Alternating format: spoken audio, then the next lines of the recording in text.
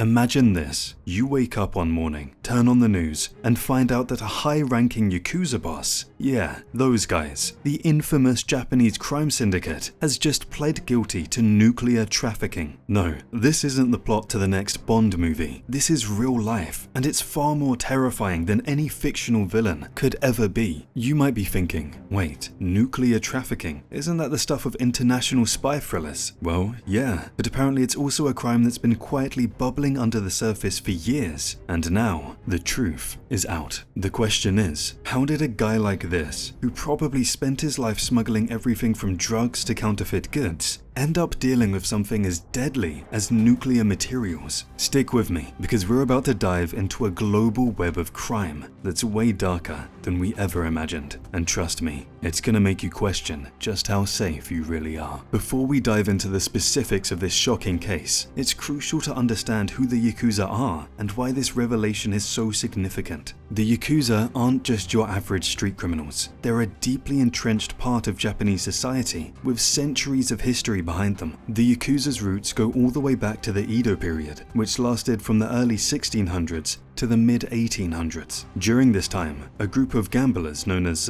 Bakuto became notorious for running illegal games and rackets. These were the very first origins of what we would eventually come to know as the Yakuza. Over the years, these criminal networks grew, morphing into more organized groups that would take on various illegal activities. By the 20th century, the Yakuza had become a well-established syndicate with operations in Japan and throughout Asia. But here's the kicker: the Yakuza isn't a monolithic group. It's made up of several different clans or families, each with its own leadership structure and territory. There's a strong emphasis on hierarchy and loyalty within these organizations. The leader, known as the Oyabun, sits at the top, followed by his subordinates, the Koban. This rigid structure is part of the reason the Yakuza has remained so powerful for so long. Each member knows their role, and they follow it with frightening precision. One of the most defining aspects of the Yakuza is their involvement in illicit enterprises, from illegal gambling, drug trafficking and extortion,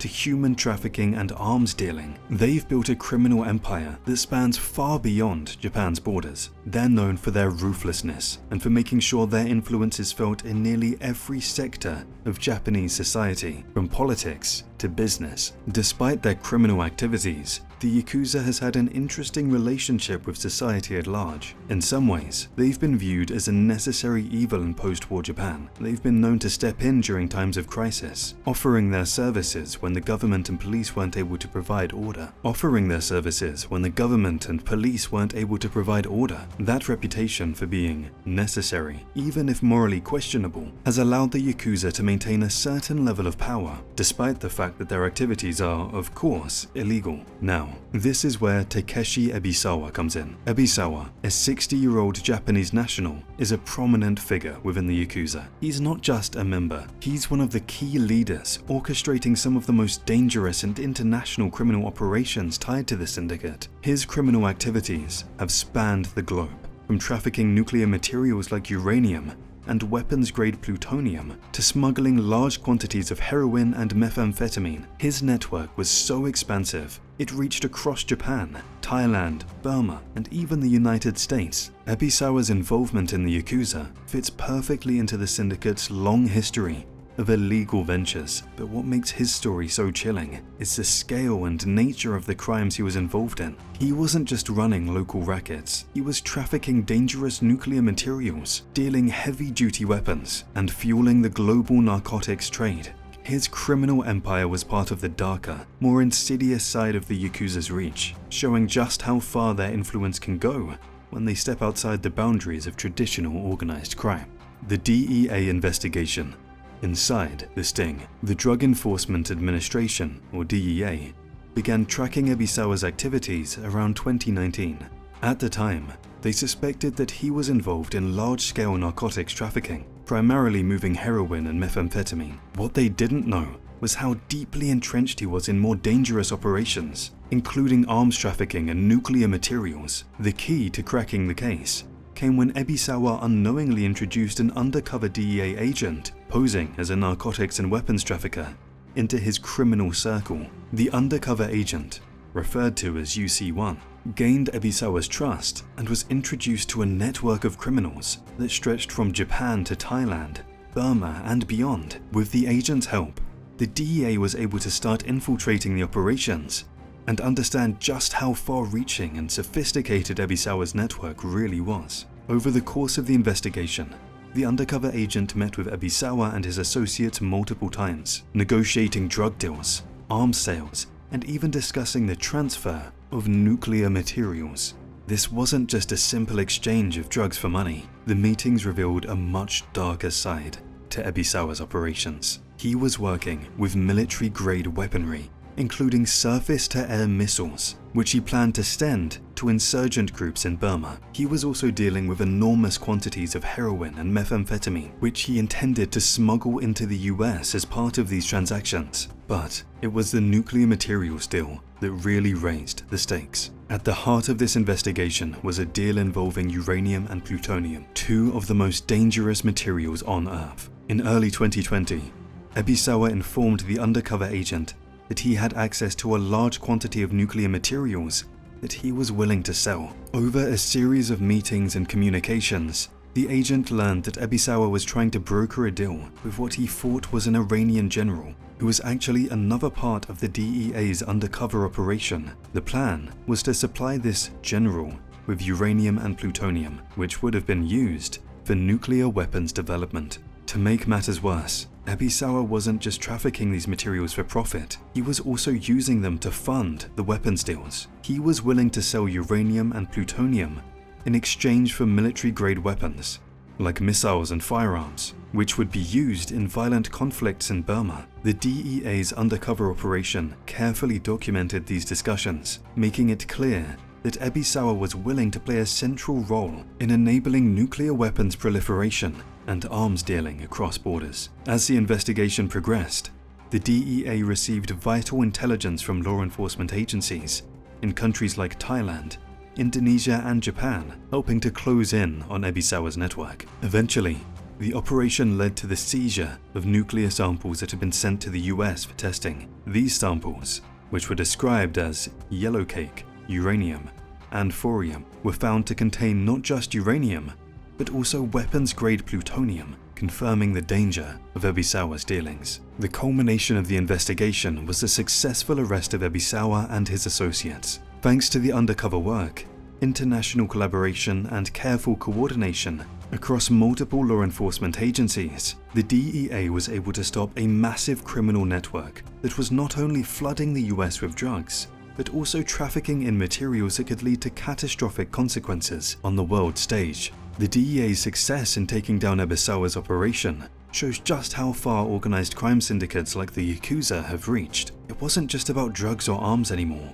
It was about access to nuclear materials, fueling global conflict, and threatening international security. This investigation was a clear reminder of the dangers posed by international criminal networks and the critical importance of law enforcement cooperation in keeping the world safe. In 2009, approximately 50% of arrests related to amphetamines in Japan involved Yakuza affiliates, highlighting the significant role of organized crime in the drug trade. The drugs were produced in countries like Myanmar and Thailand, then smuggled into various markets, including the United States. The US Department of Justice reported that Ebisawa's network was responsible for trafficking large quantities of heroin and methamphetamine into the US, contributing to the opioid crisis and other drug-related issues. The nuclear trade. Ebisawa's plan was to sell the nuclear materials to what he believed was an Iranian general, who was actually another part of the DEA's undercover operation. This general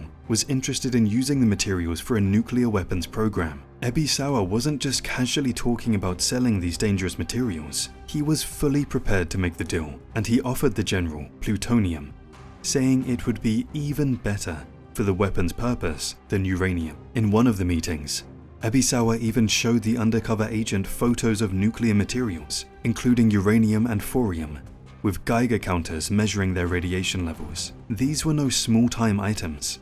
They were the types of materials used for nuclear weapons. To make sure the deal went through, Ebisawa went so far as to propose selling up to 5 tons of nuclear material. which would have been an unprecedented amount for such a dangerous trade. To make sure the deal went through, Ebisawa went so far as to propose selling up to 5 tons of nuclear material, which would have been an unprecedented amount for such a dangerous trade. Ebisawa's sentencing. What's next? Now that Takeshi Ebisawa has pled guilty to his numerous crimes, the next step is his sentencing. The consequences for his actions are severe, and the court will determine his fate based on the charges he admitted to and the full scope of his criminal activity. Ebisawa's guilty plea included 6 counts, ranging from conspiring to traffic nuclear materials to narcotics trafficking, weapons possession, and money laundering. These charges carry incredibly heavy sentences. For example, trafficking nuclear materials alone could result in up to 20 years in prison. His involvement in the narcotics trade,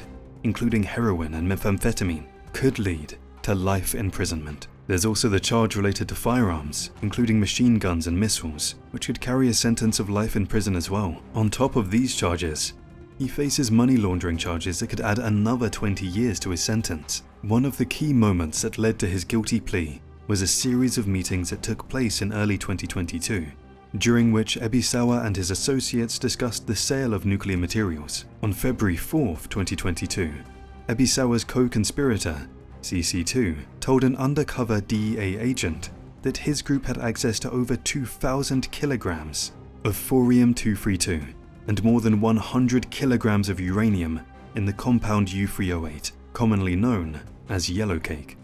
CC2 also claimed that they could produce up to 5 tons of nuclear materials in Burma. The gravity of this revelation cannot be overstated. Selling weapons-grade nuclear materials to a group posing as a nuclear weapons program was a direct threat to global security. During a follow-up meeting, Ebisawa and his co-conspirators showed the undercover agents samples of the nuclear materials, one container with uranium and another with thorium-232, labeled as yellow cake. These materials were analyzed by a nuclear forensic laboratory in the US and found to contain not just uranium and thorium, but also plutonium. Importantly, the plutonium was found to be determined to be weapons grade, meaning it was capable of being used in the development of nuclear weapons. The seizure of these materials, with the help of Thai authorities, was a pivotal moment in dismantling this dangerous network. The seriousness of trafficking nuclear weapons, especially weapons-grade plutonium, has far-reaching implications for national and global security. Given the enormity of his crimes, Ebisawa is expected to face a significant prison sentence. The charges of trafficking nuclear materials alone carry up to 20 years in prison, while narcotics trafficking and money laundering could add decades to his sentence. In addition, the conspiracy to possess weapons of mass destruction could lead to a life sentence. However, Ebisawa's cooperation with authorities may factor into his sentencing, although it's unlikely to significantly reduce the severity of his punishment. Ebisawa's sentencing will be a crucial moment in this case, not just for delivering justice, but also for signaling the relentless pursuit of international criminal networks by law enforcement agencies. The scale of his crimes, especially his involvement in nuclear trafficking, underscores the global threat that organized crime syndicates like the Yakuza continue to pose. This case has already sent a strong message about the reach of criminal organizations and the commitment of authorities to combat them. Although the judge has yet to announce the final sentence, there's little doubt he will face significant prison time, likely several decades if not life. However, it's important to note that his cooperation with law enforcement during the investigation could be a factor that influences his final sentence. Sometimes, defendants who provide valuable information in cases like these may receive a reduced sentence. However, the extent of Ebisawa's crimes and the threat they pose to global security may limit how lenient the court is willing to be.